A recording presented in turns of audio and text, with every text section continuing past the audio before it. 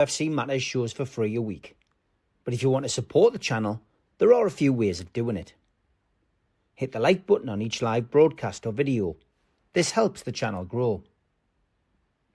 Hit the subscribe button and select the all notifications options. Hit the thanks button to buy a super sticker. You can do this on the live chat too. You can also join our Patreon page or buy us a coffee at the link in all of our video descriptions below. We are also looking for sponsors. If you want our latest advertising rates and how you can get involved, then email John at nufcmatters1892@gmail.com. Thanks for watching.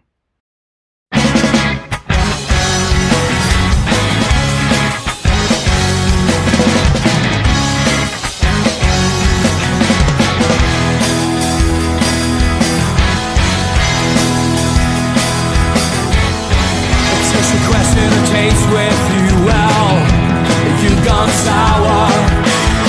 You want the world plus everything, but you won't work an hour. And now your questions are guilt creeping, and you're going buying flowers. You throw away the dreams we had, boy. I wanna allow it. I said we're gonna fall out. Let's see you get out. I think we're gonna fall out. So shut your mouth.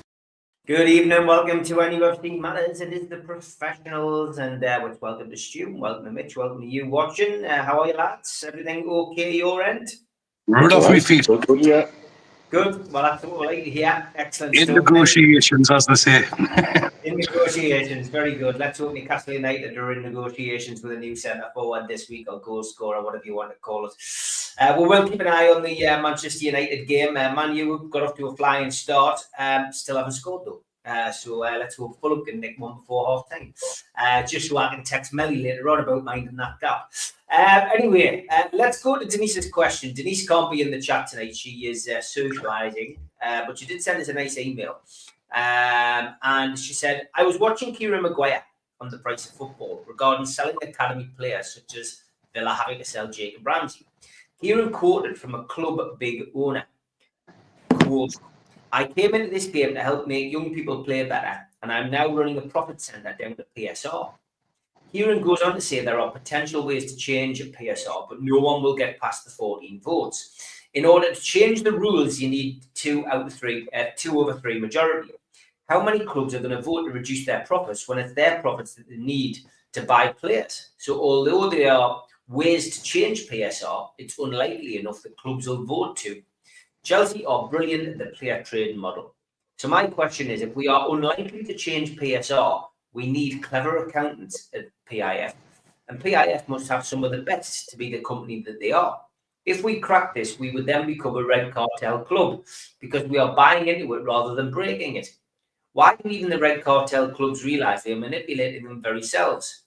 If they didn't make these rules, then they wouldn't need to manage them in such a way as this, but then they might lose. So I guess that there is their price of football, and now everyone else's. So obviously Kieran Maguire, very intellectual guy, very clever guy, knows the finances of football a hell of a lot better than I do.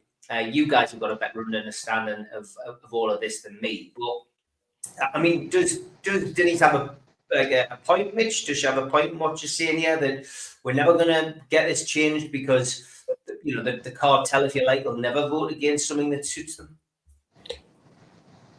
I think it's fair to say getting the votes to make a change would be extremely difficult. Just simply historically, they've always been able to manipulate other clubs to vote the way that they wanted at the time. Crystal Palace being one of the key examples at the moment, how many times they've voted quite happily in line with various clubs, and now it's come along to bite them on the arse with what's happened with Europe, suddenly they don't like it. Well, you know what? You voted for it. Whether you like it or not, Mr. Parrish, you voted for a lot of these things, and now you are dealing with the consequences because you didn't answer your emails on time. And so I think there's a great example about how difficult it is. There's things going on in and around Newcastle which hint that we could go down that route. We do have a parent or a holding company in place with board members on, but it doesn't seem to do anything at the minute. The talk about doing something with the academy, a new training ground, where it's, you know, at the minute the focus seems to still be expanding the old one, but certainly changes made in our academy, and have needed for a long time, in my opinion, if we're going to turn it into football's equivalent of a puppy farm. Which I can totally understand how, you know, certain coaches feel at the minute. Some of the guys I know still who are still at, you know, places in certain clubs, particularly West Ham, feeling the pressure to produce kids who are good enough to sell. Not good enough for our first team now. It's good enough to sell to somebody else. The one thing you have to praise Chelsea for is their ability in the last 10 years in particular to generate funds in the transfer market, and they've been exceptionally good sellers. And yeah, we should have access to some amazing accountants with some amazing ideas and fantastic workarounds around the rules. I get the distinct impression there's still a heels dug in that they want to do it right and they want to do it proper and they want to do it a certain way in spite of the rules. There may come a time when it becomes obvious that we've got to start playing the game a little bit. I totally get the thinking, you know, is it not time if people kind of beat them, do we join them? And I felt that a little bit myself over the last 18 months in particular. It would be nice to see. It's brilliant. I would like to see, you know, maybe a little bit more proactiveness on our side when it comes to things like making full use of creative accounting. I'm sure there's got to be a way ahead there. But yeah, it's a very interesting set of thoughts, really. And it probably reflects things happening within the game where people have been in positions where they've done things for the love of the game, and that love is being overtaken by the love of money. And I think that's the modern football paradox, isn't it? I mean, it's an interesting question that Denise posed by email at nufcmatterspodcast@gmail.com if you want to email us in. But yeah, I mean, it does have that kind of feeling that, you know, unless the Premier League change the rules, we'll never get a vote. We'll never manage to get a vote going our way, Stu. That's the way it feels anyway, and that's the way Denise feels. For me, Stephen, there's two ways of changing it. Mitch has alluded to both. The first one is getting enough votes too, which there seems to have been a big no-no from the other clubs who wanted to curry favour with specifically the Red Cartel. But that seems to be changing. So that's the first way, is going down the official Premier League rules, and hopefully it'll be drawn out, it'll be long, it'll take one to change and another to change, and then you've got the Americanization of it.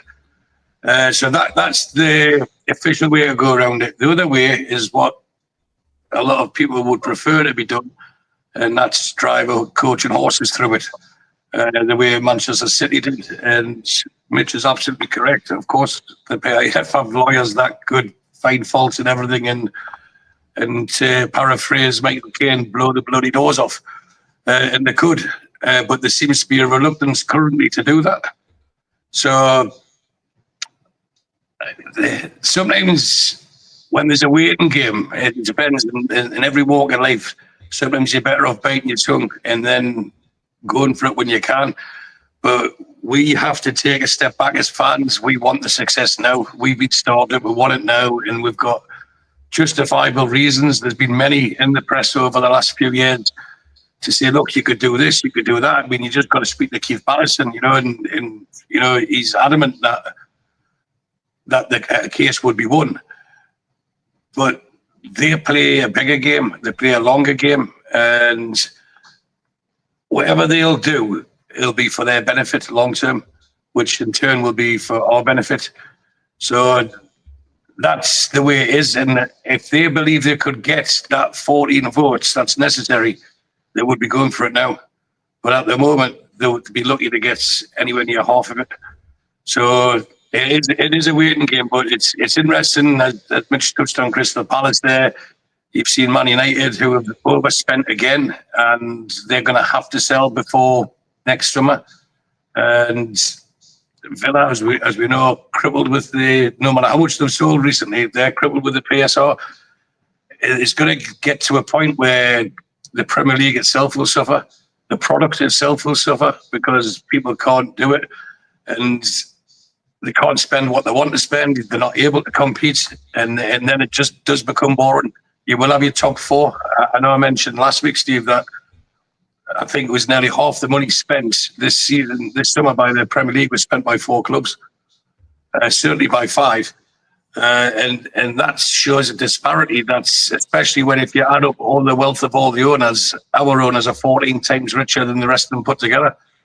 So we can also be guilty of looking at it from just our perspective, which is all right. We support Newcastle. But as Mitchell knows, with the lifelong Man City fan all day yesterday until he couldn't drink anymore.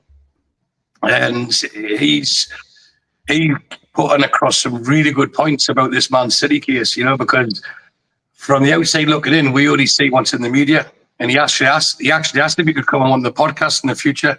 And I says, no, not when you can't speak, but we'll find out. Maybe in a few weeks' time once he's sobered up because he's went back to Saudi. So that, for me, that's the two ways. Either do it through the route that is set out to us through the Premier League and the rules that we have to abide to, which is, if it happens in the next 10 or 15 years, we'd be very lucky. Just picking them off one at a time to join a gang that we're not in and we haven't created, or challenge it properly. So you'll just have to see what happens. But I don't think it's going to happen anytime soon, unfortunately. Okay, Denise, thank you for your question. If you want to send a question in, it's too long for the chat, nufcmatterspodcast@gmail.com. Tony Byrne used Twitter to ask a question earlier on. He said, do you think with everything, lads, that has been going on this summer, do you think this will be the straw that breaks the camel's back in terms of PIF taking a more hands-on approach? I mean, obviously, lots of people in the chat asking, is there any news on the CEO? Is there any news in the director of football? There isn't, until you see it on the club's website. We've discussed it on here numerous times over the last few months, and the names have already been bandied around. What's your thoughts? More hands-on approach this time, Mitch? Well, somebody's got to be making the decisions somewhere at the minute. And it's clearly not Darren Eales. We don't have a director of football. And the direction on the Alexander Isak situation has to be coming somewhere. And that seems to be coming direct from the chairman. You couldn't get any more hands-on than that. But there's still lots of ifs and weirdness, isn't there?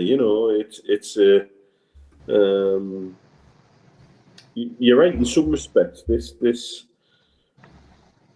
if indeed what we're witnessing is also tied into the bigger games of financial chess and checkers being played between PIF, Red Bull Capital, and FSG in other areas of sport, and this is all part of the tensions between them.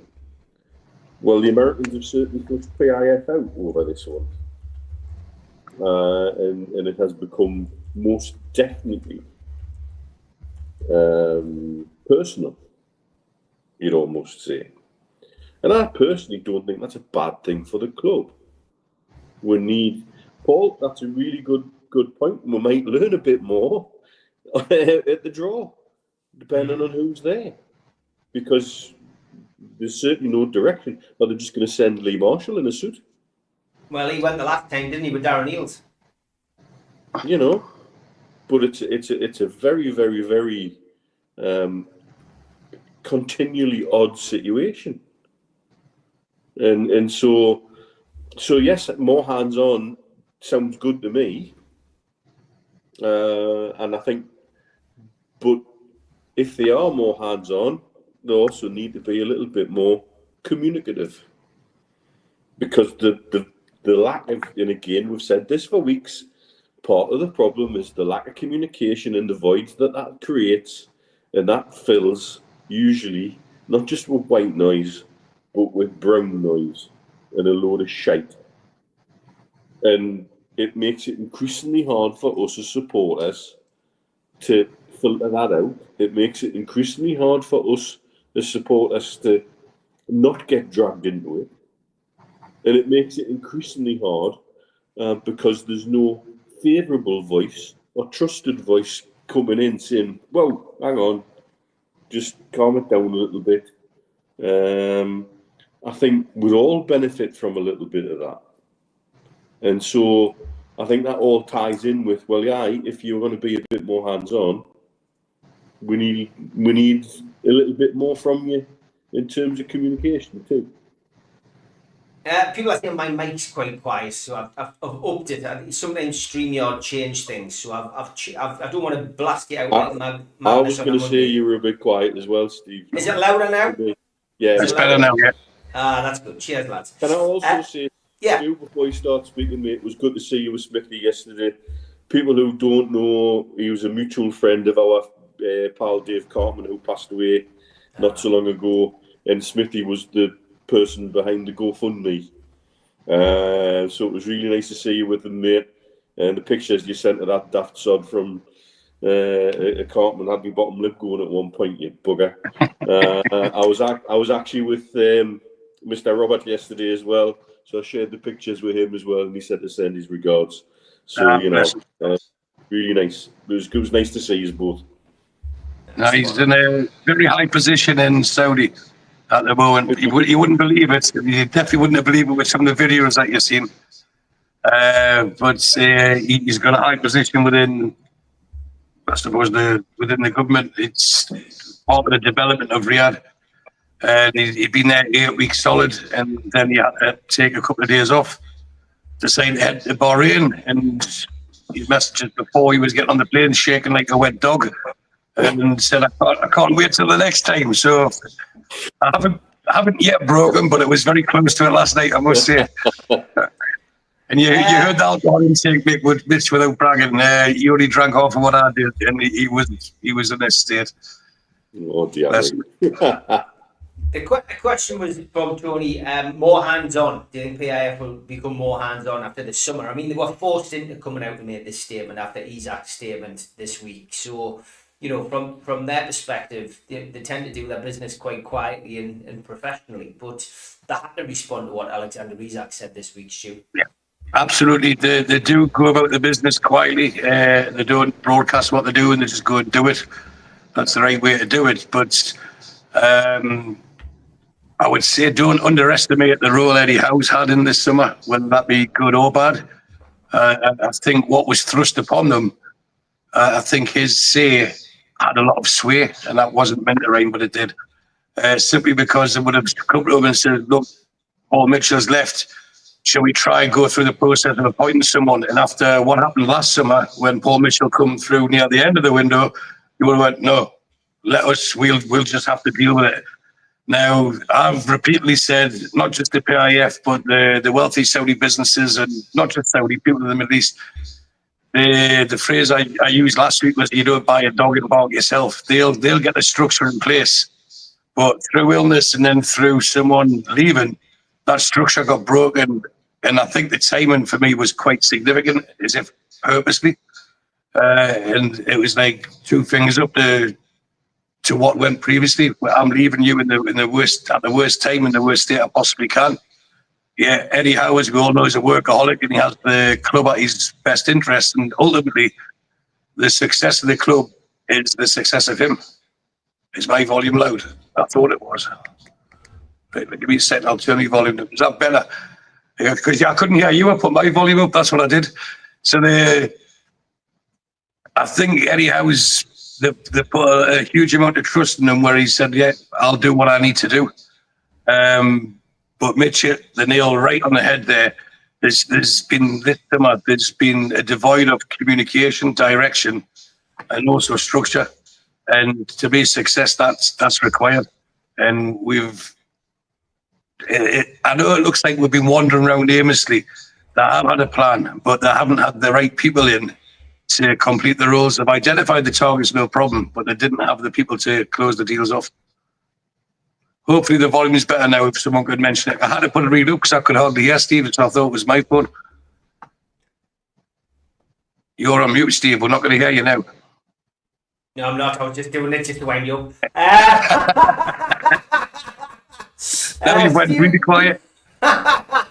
Stephen Howe says, will the new CEO bring in an eventual announcement of the future of the stadium, as it seems like a can that is kept kicking further down the road, and now with Everton's new stadium, ours looks dated. I mean, Everton's stadium was debuted all over Sky today.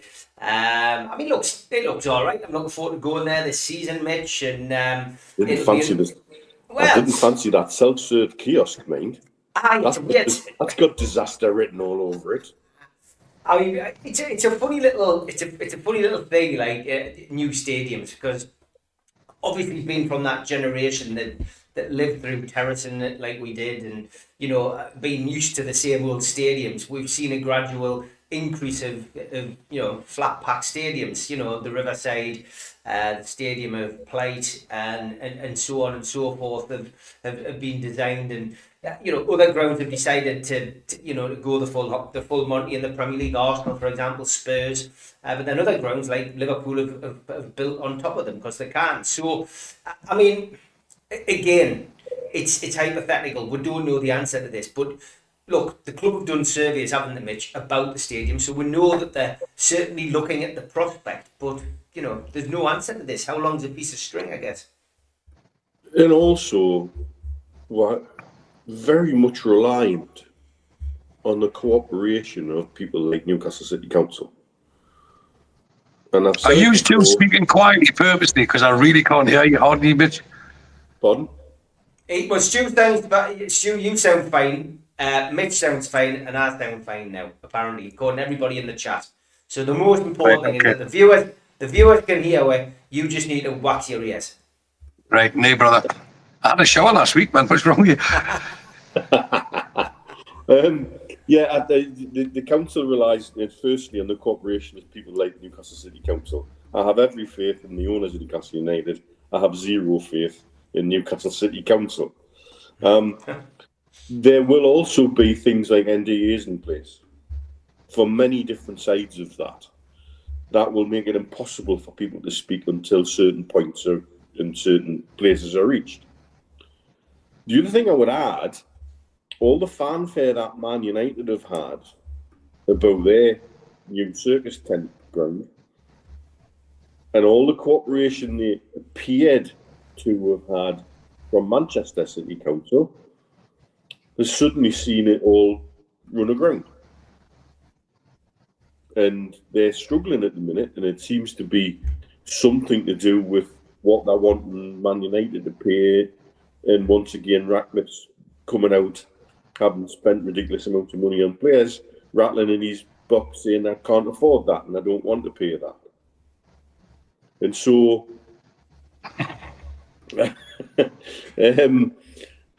so I find it very interesting that's running aground and it's not a good look. And there's a lot of twitchy Man United fans, from what I can see on social media, about when's this ground ever going to get sorted and what's going on.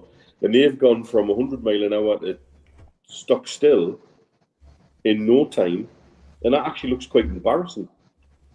And I would rather not hear a damn thing until the plan is agreed, squared away with everybody, everything's in place, and they can turn around and go, this is what is happening. I don't want a picture of some sort of weird-shaped monstrosity on Lees's Moor with here's an artist's interpretation of what it's going to look like.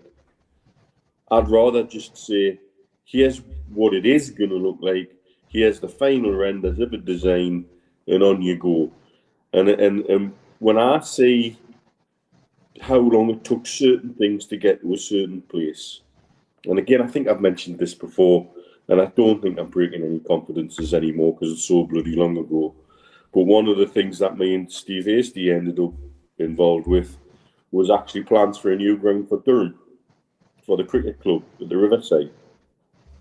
And I have a PDF with all the renders on of what it was going to look like and what was going to be there, including a Jumeirah Group hotel and conference centre, and a small mall and cafes down by the Riverside Walk and housing, all built into that area. That I don't think that's ever been made public because it obviously never happened, because there weren't the plans of doing that when the ECB decided to pull the rug from underneath them and give them the never-ending financial punishments that they suffered, and it's taken them years to recover from. So, for me, if I'd have been as a Durham cricket fan, I was quite excited to have those, but I knew I was subject to an NDA and couldn't share them. Imagine if that had gone out to the press and then fell through at the end. How absolutely destroyed people would have been by it. And so, I'd rather see message from the club when it's done and dusted and ready to go. And that was never going to happen overnight. Those agreements and everything else that needs to be done around it would take months, if not longer, to get to that initial stage before they even start building anything. So yeah, I'd rather just see it when it's green-lighted and ready to go. Okay, are you in agreement with Mitch, you on this on the stadium? I have no idea. I could only hear about 30% of what he said. So it's honestly, I can hardly hear Mitch. So I might have to come back in. I was going to say when the adverts come on, maybe that's the best thing to do, mate. What was the question? I gathered it was a bit about the stadium and stuff like that. Yeah. Very simple. It's just if we get the new CEO in, do you think that will speed the situation up with regards to the stadium? Do you think we'll see an announcement? So the CEO and the director of football, we are hoping, will be coming in when the transfer window closes and be announced ASAP. Right, okay. Will we then hear something with regards to the ground? I don't think that's related whatsoever, especially after the summer that we've had. If they had some good news about the stadium, they would have definitely threw it in the middle of what's been going on for the last 6 to 8 weeks, wouldn't it? To give us, as fans, something to rally around and focus on and distract from the circus that's been going on. The current CEO, who is absent due to ill health, he was the one announced last year that will be a decision early this year. And I think it's patently clear where it's not where the buck stops, but where it's stalled is with the city council. Now, we can all speculate on the reasons for that, but until it comes out, as we touched on in the previous question, the PF will hold the water until it's time to let it go. They won't just give you dribs and drabs. They'll say, here's your stadium. Oh, sorry, we're not going there now because of this. But I don't think at all that they would have only had one option. They've got the preferred option, which is abundantly clear, that's Leazes Park. But that wouldn't be the only option. Now, there's been places down by the river, next to the train station, like the old arena site. Again, that's not greenfield, it's brownfield. Then you've got Gosforth Park, it's nowhere near there, it's out the way, up next to the air. There's so many different things that the preference is still clearly for Leazes Park. And wherever they build it's going to have to be on Greenbelt area, isn't it? So for a stadium that size.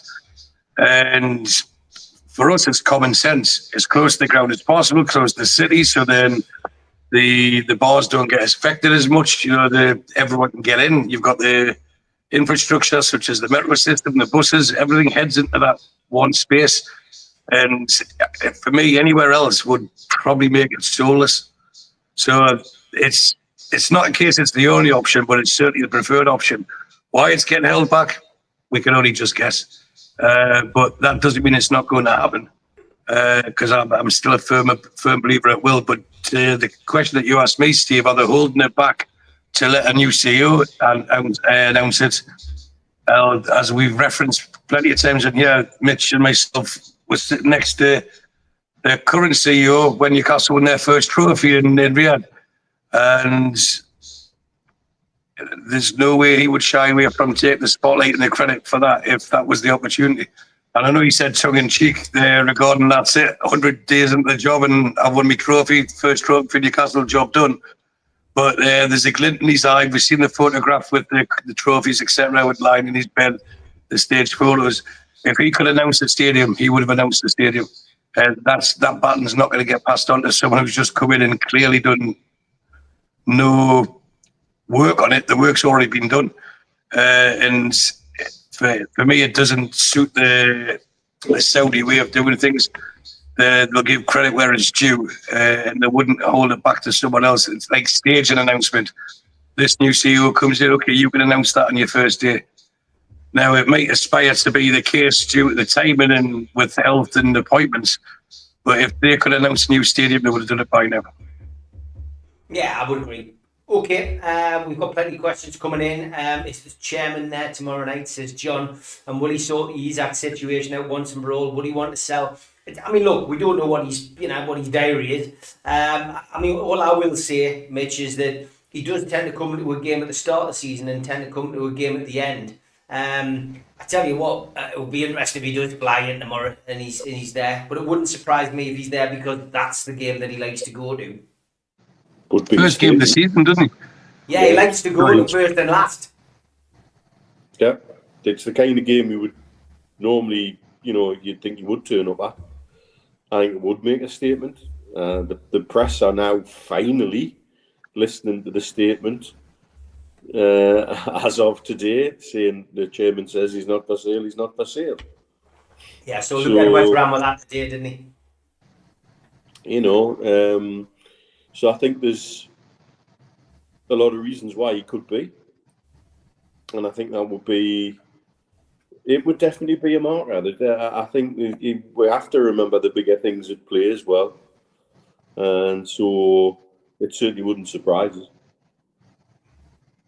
Would you expect I haven't heard anything one way or the other. No, me neither. Would you expect him to turn up, Stu? I think he will because it's the first game. But I mean, with it being the first game, I wouldn't be surprised. But as we were talking about before we come on air, I've been sidetracked and very busy with personal things. So I haven't really had time to reach out to anyone, but I'll see if I can find out before the show if he's expected at the ground tomorrow. But I wouldn't be surprised the slightest. In fact, I think it might even appeal to him, especially with what's been going on. It'd be a show of strength. You're in my club, come and behave. And if he's not there, the Scallies could come and think they own the place, and that might actually encourage him to go. But as you said yourself, Steve, we don't know his diary. He hasn't called me today. In fact, he's called me no other day of my life either.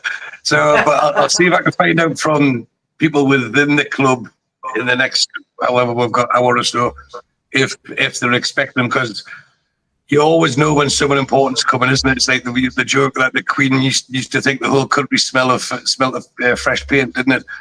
So if the caught wind that he was coming, the wood will get out quick enough, because everything will be dusted down and polished and that. So I'll see if I can find out. I can't promise, but I'll try my best.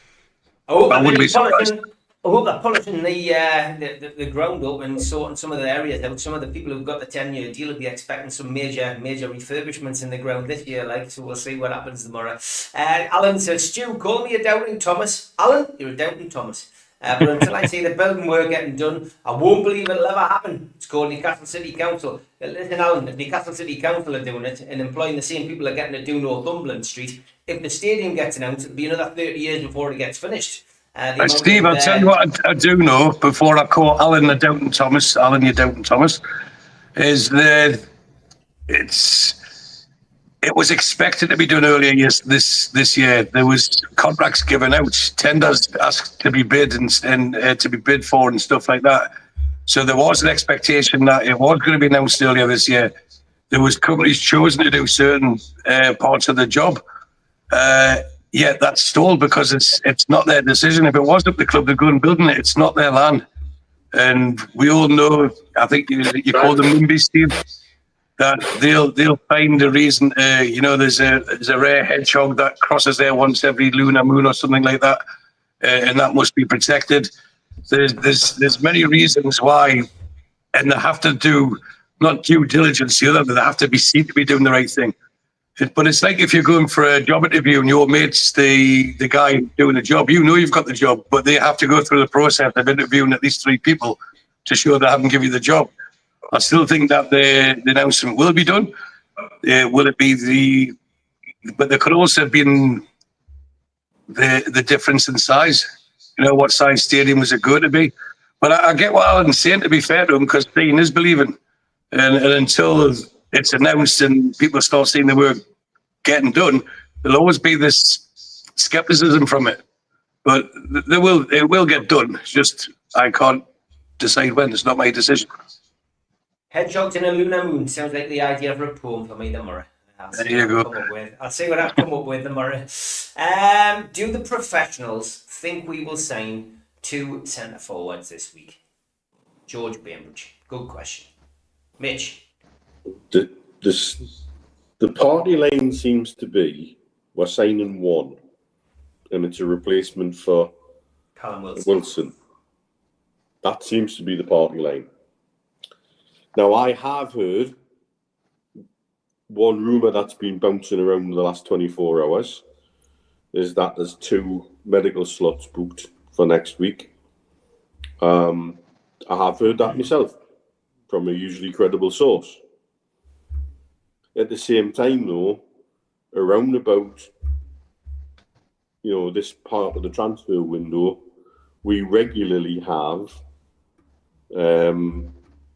various medicals and flights and other modes of transport and this and that booked more provisionally.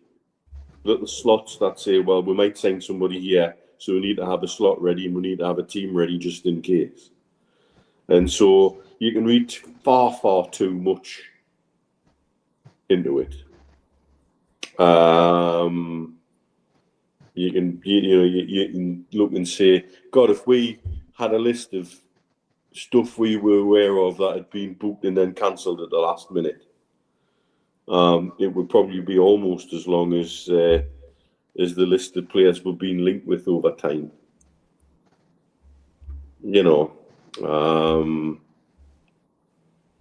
And so at this time of the transfer window, it's normal for us to have multiple things in place because we don't know where certain things will go.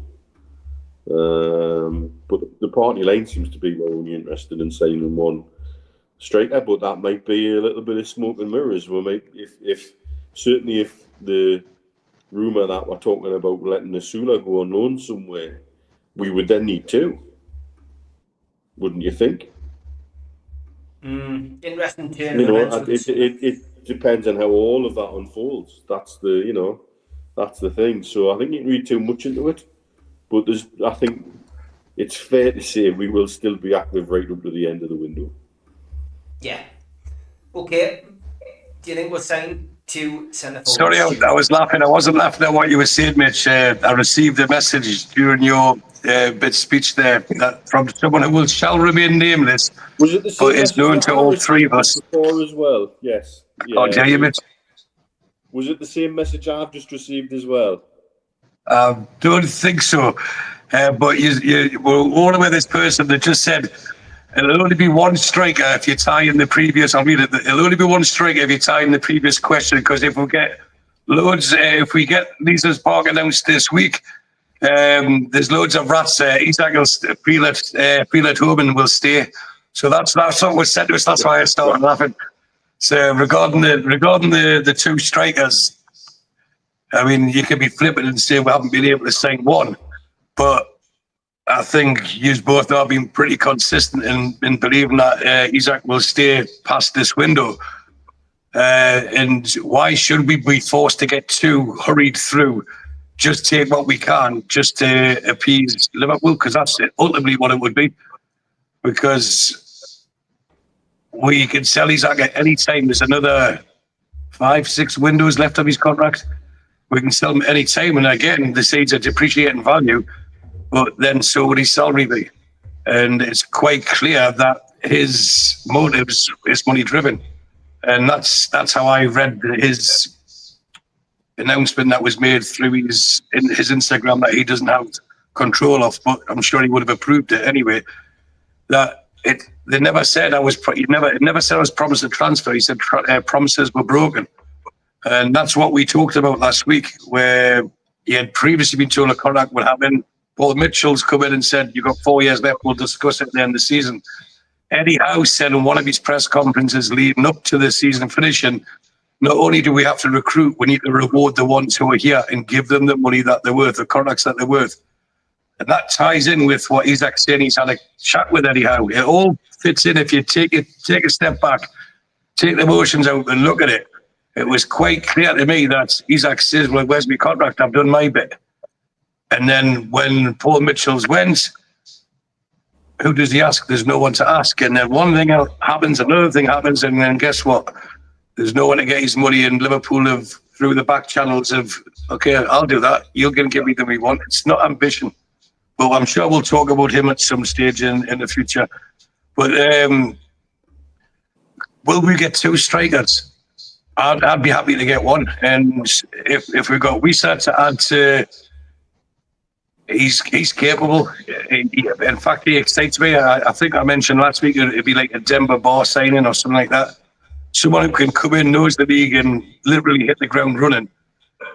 And that would give us the lift. But can we just carry on with these? If it was a Wisa through the whole season, I wouldn't have said that's the case. So we would need another striker. Now, footballers are very ego-driven as well. Imagine the adulation that Wisa would get if he come in and got like 5 goals in his first 3 games, and the transfer window's closed. Isak's like, I need to be playing and I need to get back. How can I get into this team and it could actually work in our favour. So I think we'll get one. I think one is a necessity. 2, it's possible, but I feel like we're being forced into it. And then when you're getting forced into make decisions, it's very rarely the right one. And that would be my worry. So I think they'll know they need at least one, and then hope that's Isak can be reintegrated. But again, that's just my opinion. There's thousands of opinions out there. Yeah, it certainly is. Plenty of people in the chat tonight. Thank you for your questions. We will get as many questions done as we possibly can in the next 45 minutes, but we'll have a quick break back after this. A big thanks to all our sponsors, Skips and Bins. You can find them at their website, skipsandbins.com. Contact them at www.skipsandbins.com/contact. Say hello to low-cost waste disposal with pay-as-you-go and contract waste management. A big thanks to Mr. Vicky's Sauces, handmade in Cumbria.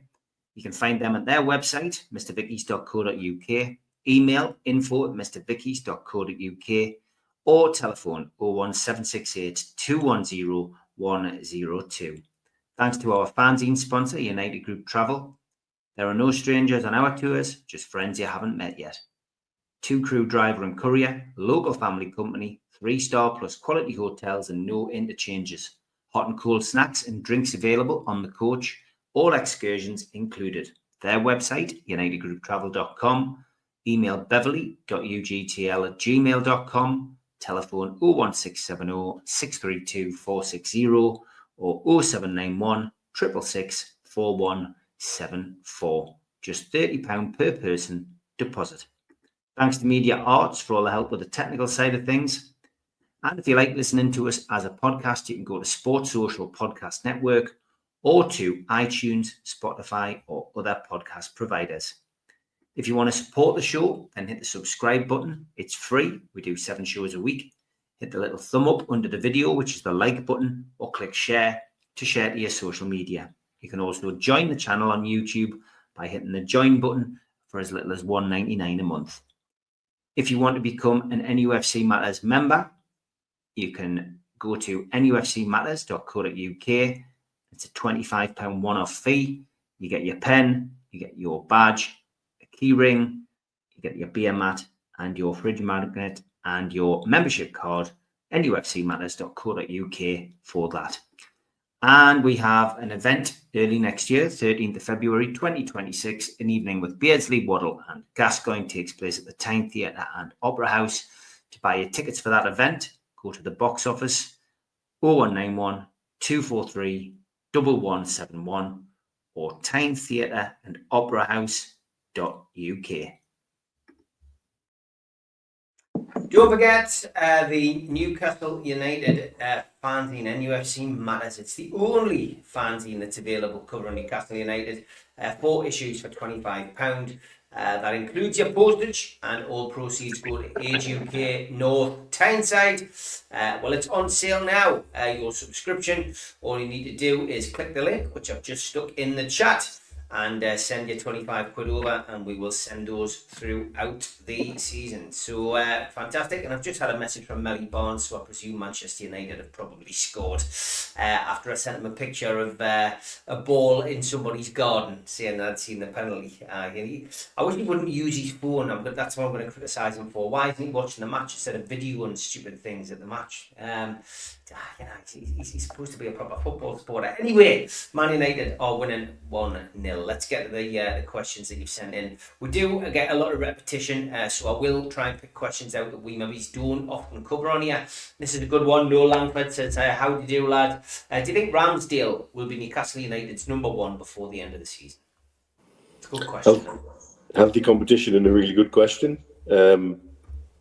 Personally, on the evidence that I've seen so far, which isn't much, he certainly seemed to have a calming effect on the defenders in front of him when he had the ball at his feet, in a way that Nick Pope doesn't necessarily breathe that level of calmness.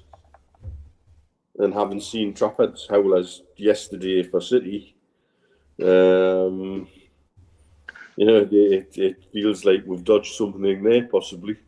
I think there'd be people having heart attacks in the East Stand, wrapping their bloody tartan blankets, seeing that every week. So, the simple answer is yes, I believe you will. I think it's going to be good and healthy competition to keep both of them at their best, but it certainly wouldn't surprise us. He's been brought in for more than depth cover.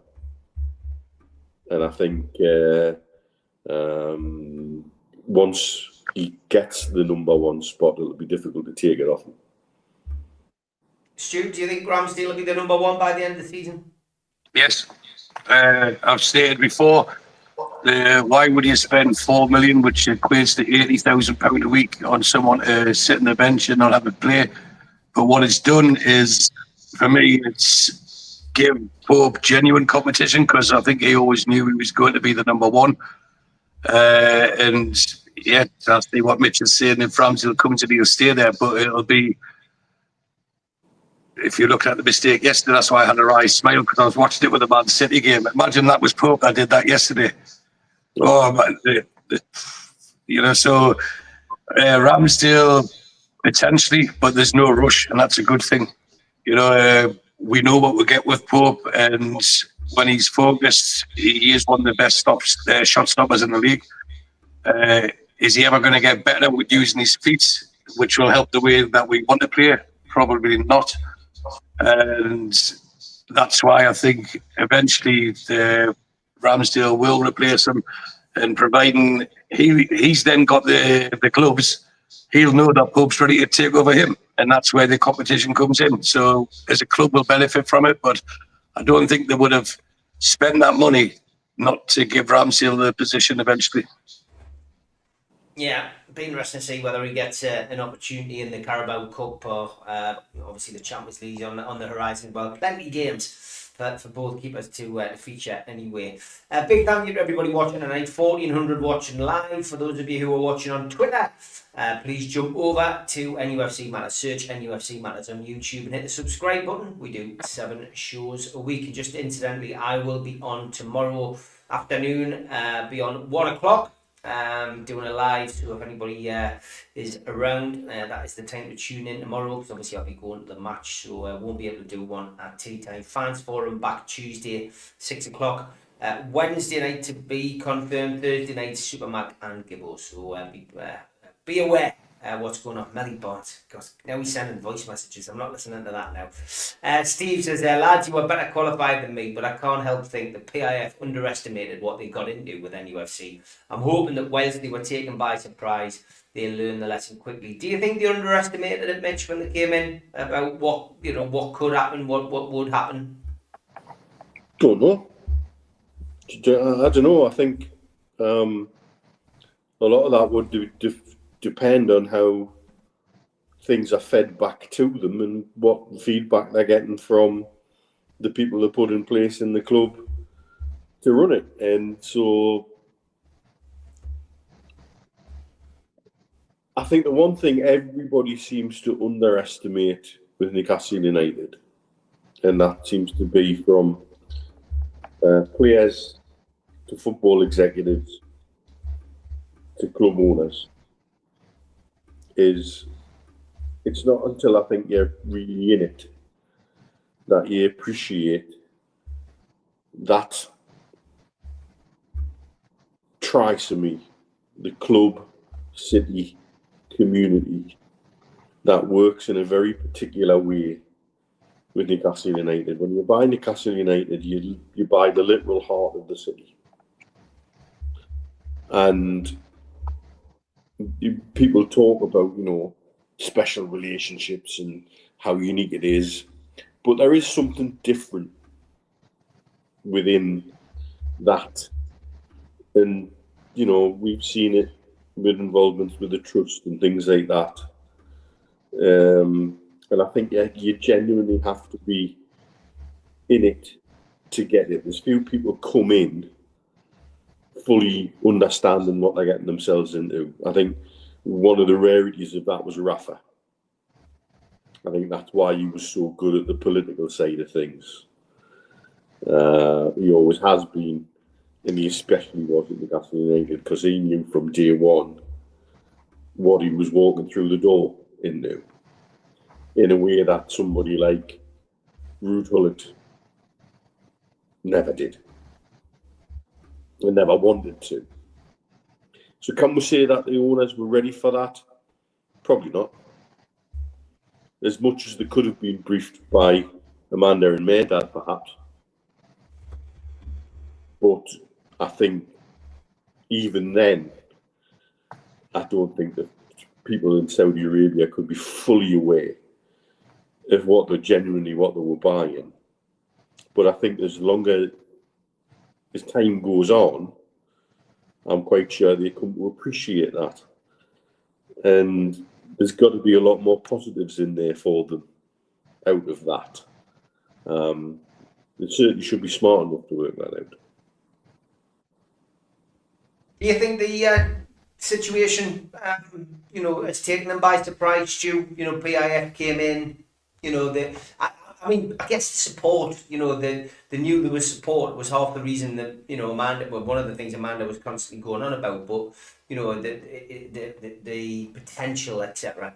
But I wonder whether those people who watch social media, for example, could foresee what kind of, what kind of reaction they would get if something didn't quite go their way. They'll have been blown away, I guess, by the crowds that turned out for the presentation and the bus going through the city and the people who turned up on the town moor.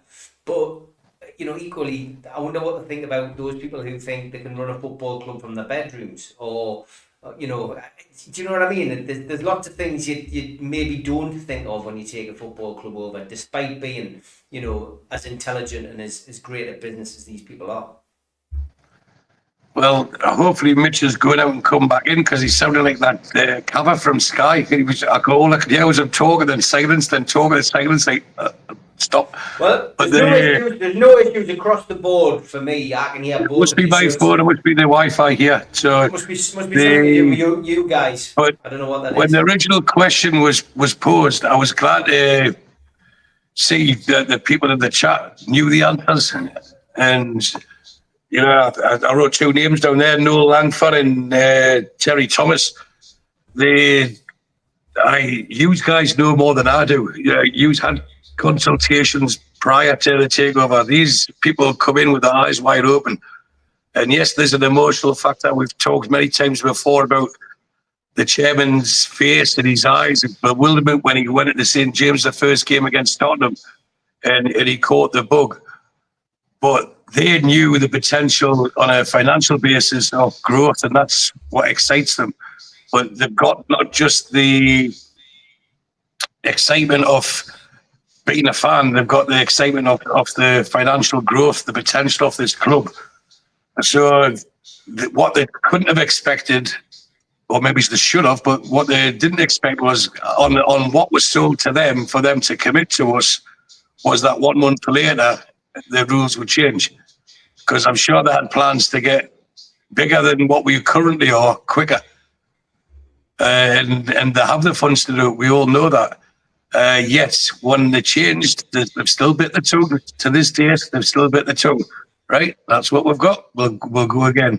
And thankfully, someone mentioned earlier in the chat there that we won our first trophy in our lifetimes. Us three sit on this panel. In our lifetimes, we won our first trophy. We've qualified for the Champions League 2 seasons out of 3. We should be grateful, thankful, overjoyous with that. But we want more. And we know that the ownership want more. We know that they're capable of more. And it goes back to the original question of the night. Will they challenge, the structure as it is?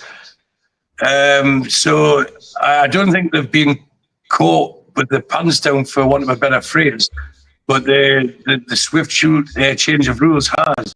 And this is something I was speaking to my Man City pal yesterday about. He was like, we're taking this on for you. I said, no, you're not. You're taking it on for you. And then the discussion continued into, yeah, but isn't it good that we could spend as much as we want? Fans want to go and see the best players in the world. I says, no, when I go to Newcastle, I want to see Newcastle win. I don't care who's playing with opposition. I want a chance where we can compete. That's what football fans want. And I told him, I actually said to him, I said, you've changed. You used to be a proper football fan and you've been stuck now with the Man City can spend as much as they want mentality. And I hope we don't get like that. And again, how many times have I said on here, I'm so glad that we won that trophy organically. We didn't go out and checkbook it. We did it with 3 blank windows. Want a better phrase. I know people say, you bought Osula, we did that. But we couldn't impact the first team for 3 windows, yet we still managed to win our first trophy. And if that's what we can do with the owners and with the manager and with the players we've got, with basically our hands tied behind our back, what could happen if the chains were released? If the shackles were taken off. So I think they come into this club expecting to hit the ground running, and they had plans. Of course, they did. You both know there was a 5-year plan initially, but the first and most important part was to stay up, and they give as much money as they could, and that's one thing we've got to be grateful for Mike Ashley for.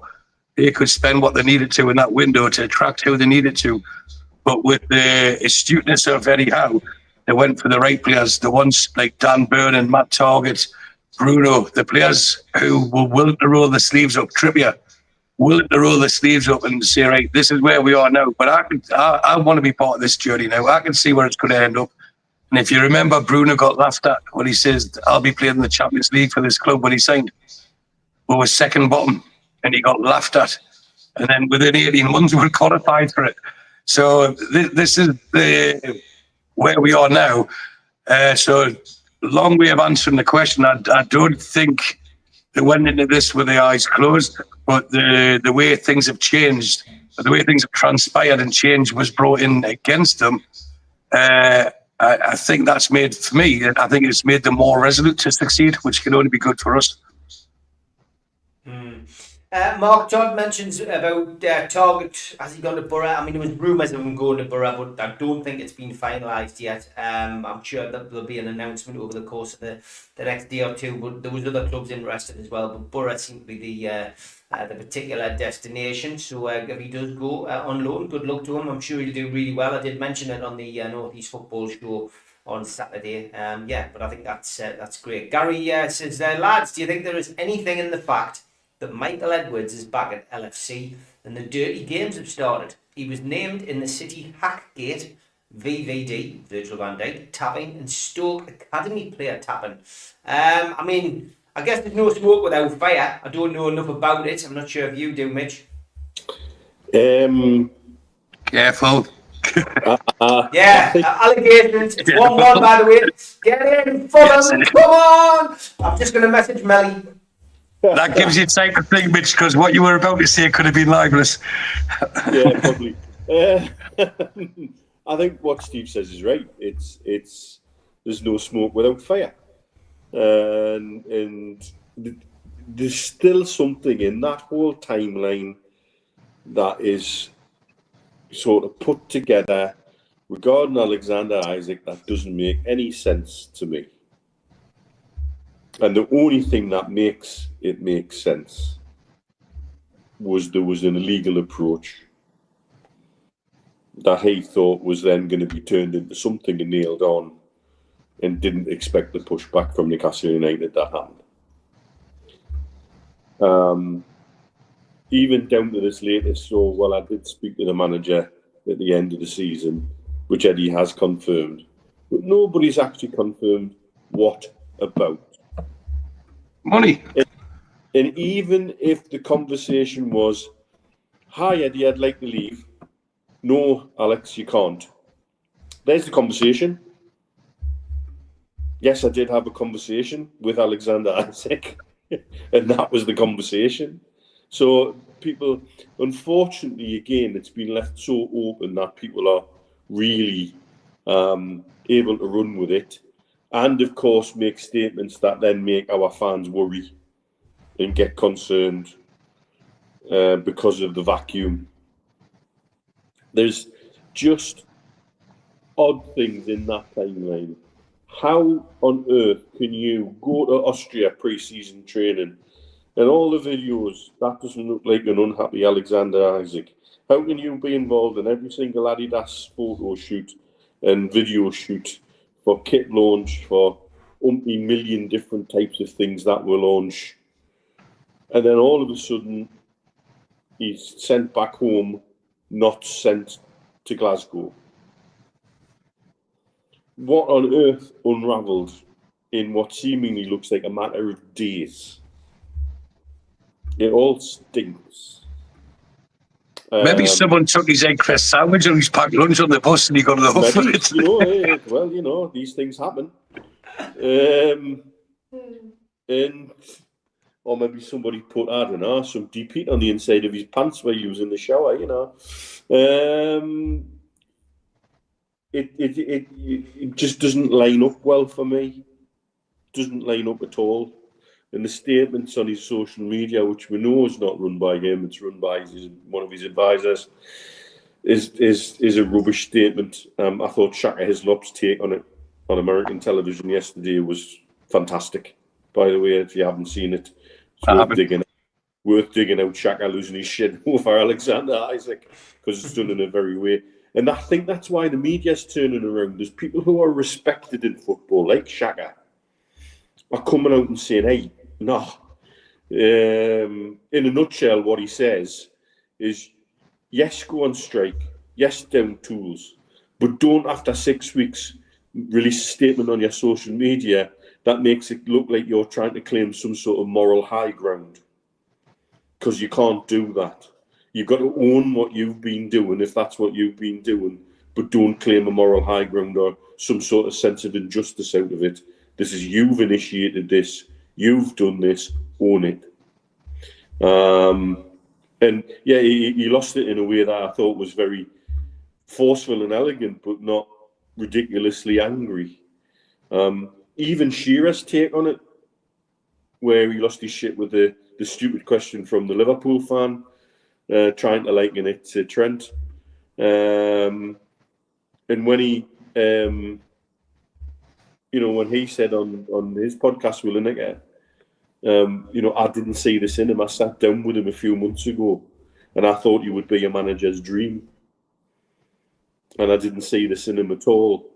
And he looked like he looked personally hurt, actually. And I think the media are starting to pick up on this. That there's people who are recognised and respected in the media, who have links to, Newcastle United, and they're starting to turn around and say, actually, these guys got a point. These guys are talking sense and being realistic and being, their points are fair and very well argued. And as it goes on, Isak starts to look more and more like an island, with the exception of Liverpool fans and certain desperate sides of the Liverpool media. All fascinating about where it's all going at the minute, and I think there's a hell of a lot more to come out. Yeah, I mean, unless you've got another comment on that guy, we'll swerve it for legal issues. I'm not sure you'll watch any UFC matters, but I mean, there's lots of people behind the scenes. All I'd say, Steve, is the phrase you used absolutely nails it. No smoke without fire. Yeah, but we let's not be naive. Tapping up is something that's. It's a simple phrase to go on. Queries are going to be made. Why would you bid for a player if you don't think he's going to come for you, etc., etc.? But I know I've been accused recently of being an Isak apologist, but again, I try and look at it from his point of view, and I think it comes ahead where he's been kicked down the road now. We've said it before. He's a £150 million striker, but we're not paying him it. And he was talked about, promised at the start of last year, and then, okay, we'll do it at the end of this year. And that's what he's probably talked to Eddie Howe about, hence conversations were had. Then Mitchell walks away. Okay, once we get back to pre-season, we'll discuss it. Of course, he's happy in Austria. It's a beautiful place, and he's with his mates, and they're kicking him out. And then I would imagine the subject's being broached again. Well, I don't know who to speak to, Alex. I don't know who's the person. Where I don't know who's going to sort this out. And in the back of his mind's going, here we go again. And he's probably, it's not excusing his behaviour at all, because it's been shocking and it's inexcusable. But I try to look at his point of view thinking, what's this? They're telling me I'm worth this, that, and the other, but they're not going to pay me. I've seen other people get pay rises, etc. But it's quite clear, if we're not being naive, there has been promises broken. The club aren't innocent in all of this. That doesn't mean he is. And we're not naive enough to think that when we're signing a player, we haven't done our due diligence. Remember, we got laughed at for what happened with Tonali. I mean, how are you meant to find that out? Those who have got addictions tend to keep it to themselves anyway. And as Newcastle fans, we all excused it. So you've got to be bold enough, not bold, but B-O-L-D, bold enough to look at it from the other perspective and not just through your rose-tinted glasses and think, right, I can imagine them being a bit naffed off. They go to Celtic and they say, look, go down, we'll fix it. And then whoever Eddie Howe's went to speak to has said, look, we'll sort it out, maybe, possibly, we'll sort it out when you come back from the Far East. And that's where this surprise thigh injury or groin injuries come about. It's just strong enough. It's only slight, but strong enough to stop me flying. My specialist said that I shouldn't fly that far with this injury. And it's just snowballed from there. And there's no justification in the behaviour. But I think had he, and again, this is my opinion, had Isak said at the end of last season, and we can all be wise after the events. We can always say, after especially what has happened, but at that time would still have kicked off massively. What do you want to leave us for? But had he said at that time, I've had 3 fantastic years here. I've achieved so much with the group, with the fans. I'll never forget the Champions League nights. I'll never forget scoring at Wembley. I just feel for my career, I want to take another step. Footballers do that, they come and go. And had he been honest with it, but it's about the money, Steve, because if he had been given a 200 grand a week contract with bonuses at the start of last season, we wouldn't be having this discussion now. If he was given $250,000 after having it, people say he slacked off for the last 10 games and the first 6 games. That's a third of the season. Yet he still scored 27 goals. What could he have done if that's the case? You know, if you want to believe all the bad bits, how do we give him a £250,000 contract a week and a signing-on fee for a new contract with no clauses? We wouldn't be having this conversation right now. He's been let down on the money side, and at not one stage, and has been very careful from his agents, not one stage have they said they want to go on to a bigger club to guarantee or have a better possibility to win trophies. They've said they want to improve themselves. And that's why I put that tweet out, and I put a little gift, that I call gifts, about ABBA, money. It's always about the money, and greed kills everything. And he's got sidetracked with it. We pushed him down, kicked him down the road that many times. Liverpool has said, through the back channels, we'll pay you this. And they've meant it.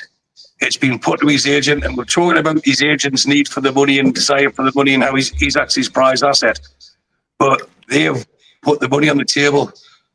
We still haven't. And from there, it's just festered, and it's got out of control to the point where the people trying to control it didn't expect it to escalate. I think they underestimated the passion of us as a fan base. They underestimated the backing that Liverpool have with the mainstream media. And they've backed themselves up a corner now where I thought that what came out last week wasn't a last throw of the day. It was desperation. It was desperation, and whether he wrote it or not, he would have endorsed it. And if they went about it the wrong way, because we've spoken many times about how I know how wealthy Saudi business people do, right up to the top levels of government. I work with them. I've got them in my phones. You've both seen it. And they would have said, you do not tell us what to do. And that's why my recent phrase is, the tail will not wag the dog. And that backfired on them. And this is why I think Eddie Howe's doing of course we like him back. Of course I like him playing. Because this could go legal. And we have to be seen to be doing everything right. And doing everything that we can not to victimise him. Shall I use the word victimise when he's linked with Liverpool? I'll probably get abused for that as well. But ultimately, I just think that it's escalated beyond the comprehension of anyone involved. And it goes back to money. And I firmly believe if during the course of last season, Gordon got his upgraded contract, had we, once we won at Wembley, especially the chairman, we all know he's actually his favourite player, had he said, Alex, you're staying, tell us what you want. I'll give it to you. And somehow they managed to give him that money. No one would come close because he's settled in Newcastle. He's happy in Newcastle. He knows he's loved or was loved. And he knows that we're on the upward curve. But when you go through the first month, the window, still no extra money, still no talks of a contract. Oh, we have to wait till this happens. We have to wait till that happens. Then these signings that we all promised, we'll get 4 or 5 new players in that's going to improve this squad, but take this team forward. And then it was rejection after rejection after rejection. He's probably thinking, in his ear, agent, I'll get a payoff. I'll get you some money, Alex. How do you fancy going to Liverpool? Yeah, they're going to give you this. Well, fantastic. And that's, to me, what's happened. And it's just snowballed beyond their wildest dreams. And, well, it's become a nightmare for all of them. Because now everyone has to be very, very careful what they say. They have to be very, very, very careful what they say in public, in private. And that's probably why Eddie Howe hasn't spoken this week, in case something gets put back and it can be twisted. So now we have to be in a position where will it get worse before it gets better? Yeah, I'm just, it's all right. They do know where I am. Actually, yesterday, I spoke to a couple of the Rain Reds, and they were sound as the poundler. We had a right good laugh. And I actually started showing them some of the tweets, and they went, I won't use the word, but it sounded like Bob Ends or Knob Heads or something like that. The people, they were saying, hey, big lad, don't worry about that. And I said, well, I don't really look that worried, do I?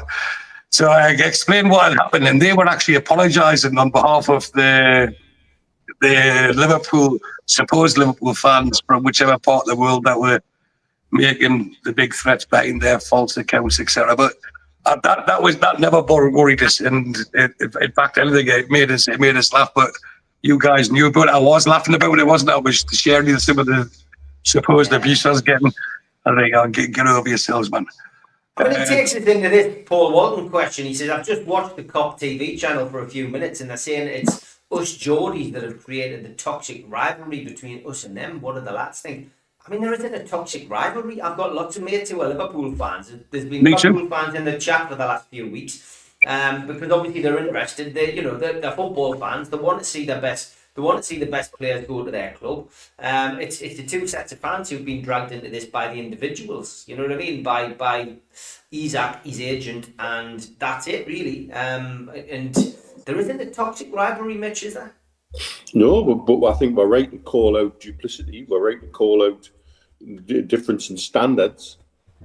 You know, when they have fans using Trent Alexander-Arnold's situation and trying to compare the two, they're comparing apples and pears. And quite rightly, again, as Shearer pointed out, what a stupid question. Because it's stupid. But it's also, it's applying different standards. Then they're talking about, and this is why I believe they were forced to make a bid when they had to, because I think we had enough evidence as a club that they would have been caught tapping up. So they had to put a bid in when they didn't have all the money. And so they put in a bid, which was a lowball bid, but they can still hide behind, but it was a record English bid. Bullshit, even if it was a record English, but it's still not enough. And that point gets totally overlooked. And then they also overlook their own role in this by paying what they have for Florian Wirtz, by getting involved in the Ekitike transfer and paying what they had to have for Ekitike. They've set the bar to a certain extent, because if what you're talking about getting is the finished article, someone who has scored 20 odd goals in the Premier League, not the potential to score that. He's actually done it. You're getting the finished article. And so you can't complain about how much we want for him when you've been out and paid 120 million, 70 million, so 190 million for two unfinished articles who've never done it in the Premier League. So that's the kind of things we're happy to call out. Because you think all the shit we've had as a fan base during the takeover and after, where we were asked to be the moral arbiters of the game, stand up against your new owners and don't have it because we want, all of that, and then having stuff chucked at the left, right, and centre that was exceptionally unfair and far from our control, and nothing really to do with football at the end of the day. So when we call people out, like the Poundlandaro O'Brien on his little shed, and like some of the others who fall for Frank Chipper's amazing tweets, by the way, he's having a fucking blinder at the minute, by the way. He's having a great summer, isn't he? He's having an absolute blinder. And so, and running and actually making videos based on his made-up stories, which is fantastic to see. I love all of that. We might as well give them a target list with names like Mo Lester and Chris Peacock and things like that on. See if they'll run with that. That's what we're calling out. Toxic rivalry is now to do with toxic rivalry. The only people who seem to be getting upset, what I've seen on my timeline, apart from the ones after Stu last week, seem to be Liverpool fans from Ireland and Liverpool fans from Kenya and Nigeria, and the ones that I take the piss out over here who get to the Liverpool Supporters Club who genuinely would struggle to find Anfield on a map.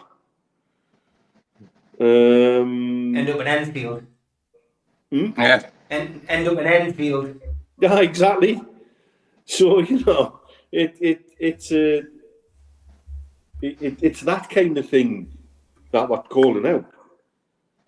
But in terms of I think there's a lot of genuine Liverpool fans who are not comfortable with the situation that they find themselves involved in, because we're all, as football fans, not comfortable with a player down on tools. That's why we talked about this on Friday about Wissa.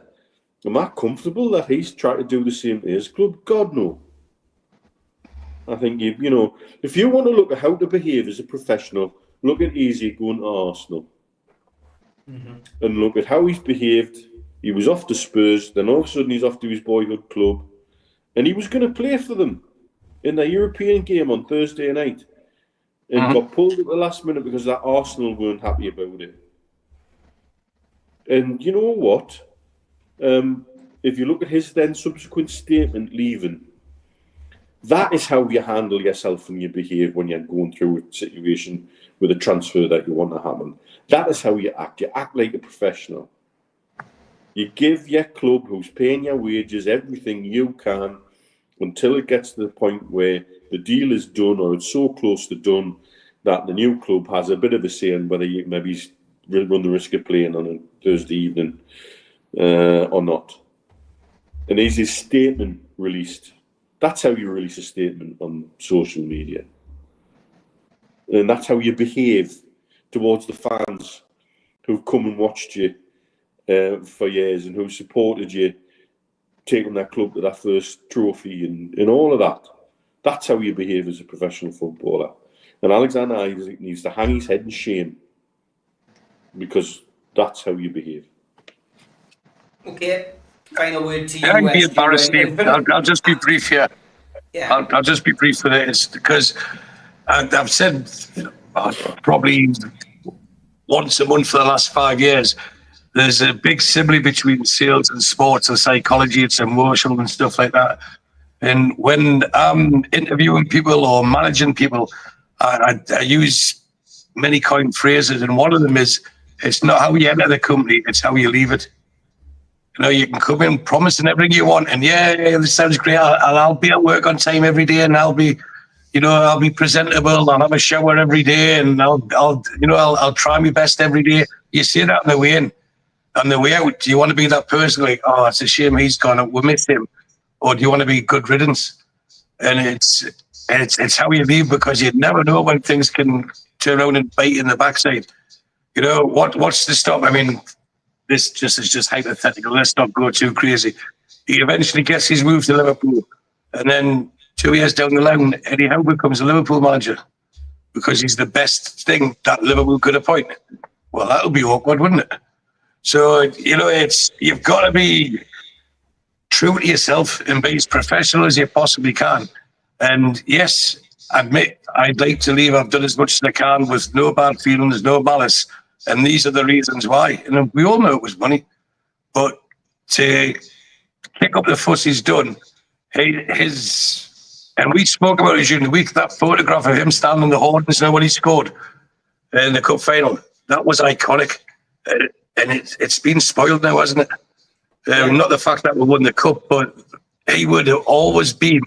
Same as if you look at Andy Cole, and all Andy Cole did is join in a chant against Newcastle, being sad Geordie beeps. Do you know what I mean? And he was just joining in with and look at it, even 20 odd years later, people will still never forgive Andy Cole for that. So I think there's been enough words spoken to last lifetime, and if you let the two guys either side of you, Steve, loose on this, we could probably do 3 hours each night this week and still come up with something new each hour about our opinions on it. But ultimately, I'll go back to my original thing. It's not how you enter, it's how you leave, and that's how you're remembered. Because everyone comes in with promises, I'll do my best, and it's how you leave. And that's when you get your proper legends like Bobby Solano, who didn't want to leave and left, and then come back and give their all. You're not judged in our eyes as Newcastle fans on the talent you've got. It's your commitment to the cause. That's what makes you a legend with us. And he's pissed on his chips. Sorry, I didn't want to swear, but He has. Just an update. I have text Melly, mind the gap, because that point today means that Manchester United remain below United. Melly will be delighted with that when he finally reads the text. He was quick to send us one after Man United scored, but then I've been left unread since then for some reason. So Wi-Fi's off, eh?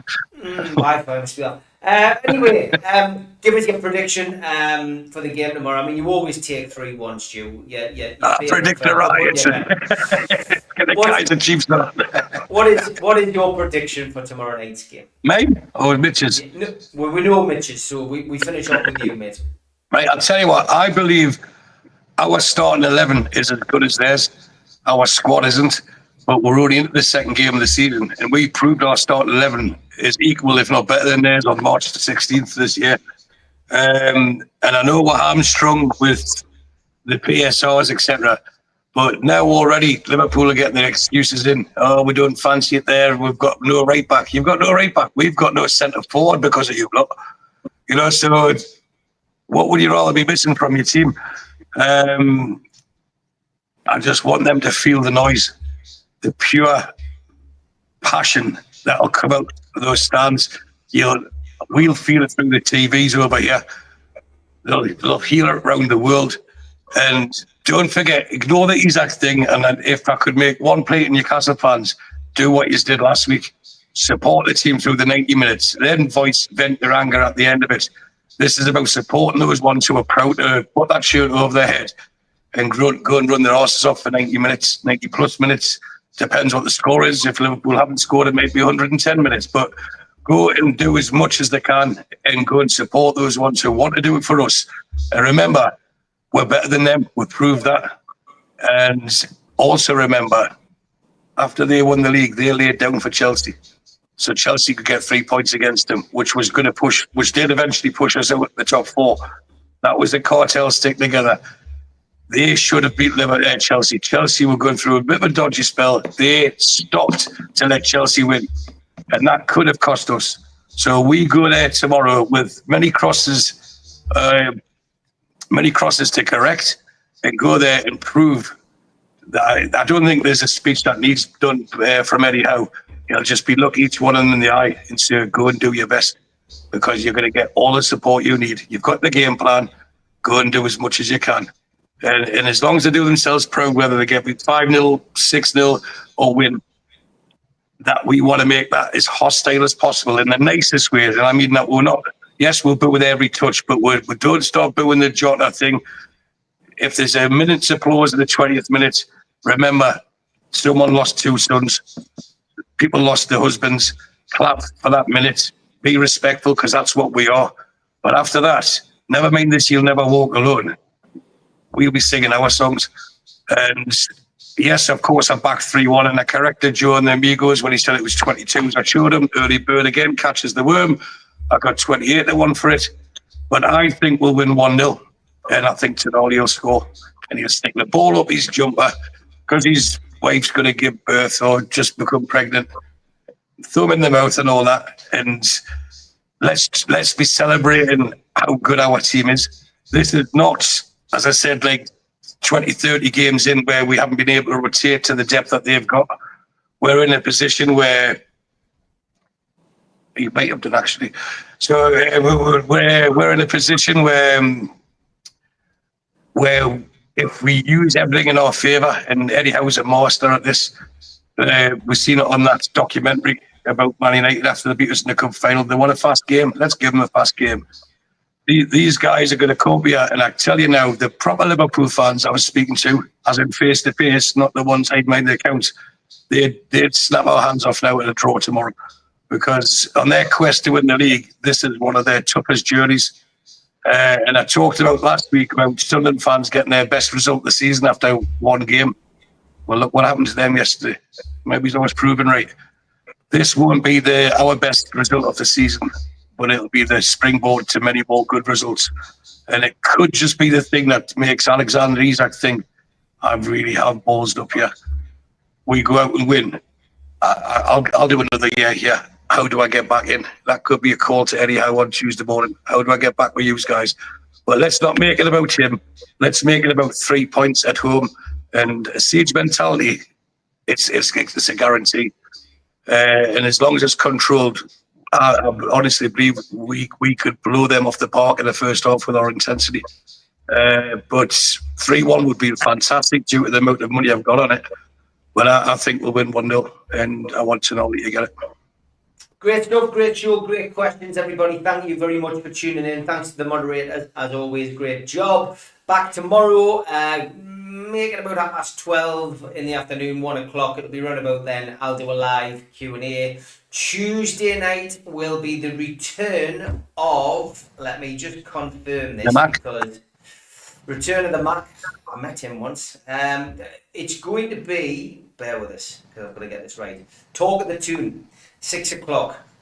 Rob and Anthony Stobart will be back with Talk of the Tune. And then Wednesday night will be the Fans Forum. Thursday, Super Mac and Give Up. Friday will be the Amigos as usual. Thanks, lads. Take care. Enjoy the rest of your Sunday and enjoy your bank holiday. Take care, lads. Cheers, everyone.